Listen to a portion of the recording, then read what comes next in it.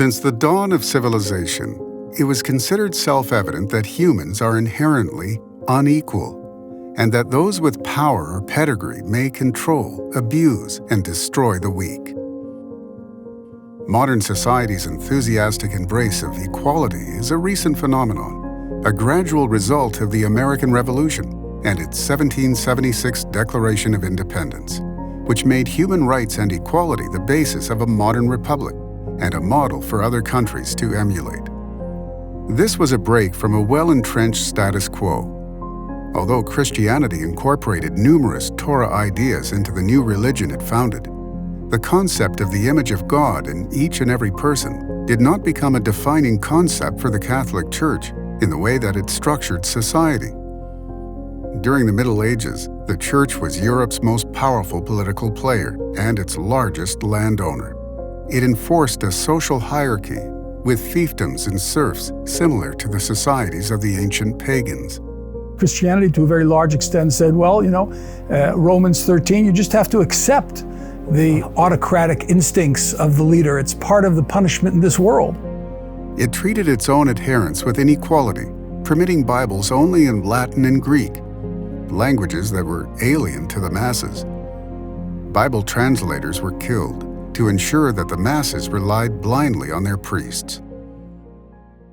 In the 16th century, the Protestant Reformation caused major shifts across Christian Europe. This movement protested against many of the activities and doctrines of the Catholic Church. The Reformers wanted to return Christianity to the way they thought it was intended to be originally.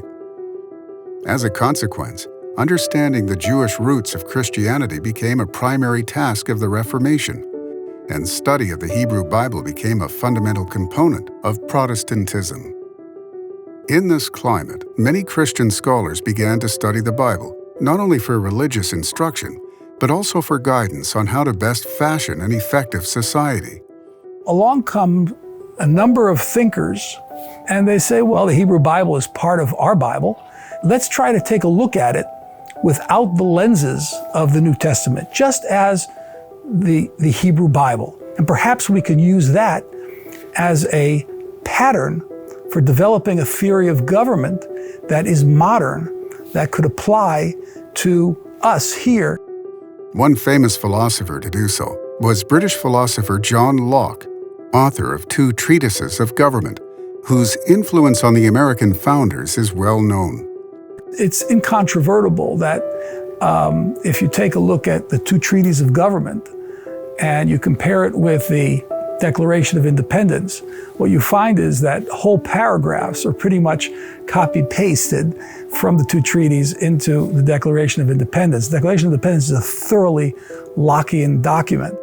Locke argued that the key to a fair society is the Book of Genesis' account of divine creation, whereby the Creator reveals that all of humanity, without exception, is made in the divine image.